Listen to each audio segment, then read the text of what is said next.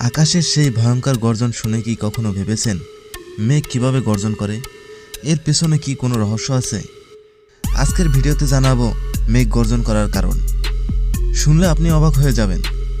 মেঘের গর্জন আসলে বজ্রপাতের কারণে ঘটে। যখন গরম ও ঠান্ডা বাতাস একসঙ্গে মিশে যায় তখন মেঘের মধ্যে একটি বৈদ্যুতিক চার্জ তৈরি হয়। এই চার্জ জমা হতে হতে এমন শক্তিশালী হয় যে এটি হাওয়ার বাধা ভেঙে মাটির দিকে ছুটে আসে। বজ্রপাত যখন ঘটে তখন হাওয়ার ভেতর দিয়ে প্রচণ্ড দ্রুত গতিতে আলোর ঝলকানি ছড়িয়ে পড়ে। সেই সময় আশেপাশের বাতাস হঠাৎ করে গরম হয়ে প্রসারিত হয় এবং আবার হঠাৎ করে ঠান্ডা হয়ে সংকুচিত হয়। এই প্রসার আর সংকোচনের ধাক্কাতেই সেই গর্জন বা ঠান্ডা শব্দটি তৈরি হয়। মজার ব্যাপার হলো আমরা প্রথমে আলোর ঝলকানি দেখি, কারণ আলো শব্দের তুলনায় অনেক দ্রুত গতিতে ছড়ায়। এরপরেই আসে সেই ভয়ঙ্কর গর্জন। তাহলে এখন বুঝলেন মেঘের গর্জনের পেছনে আসল বৈজ্ঞানিক কারণ।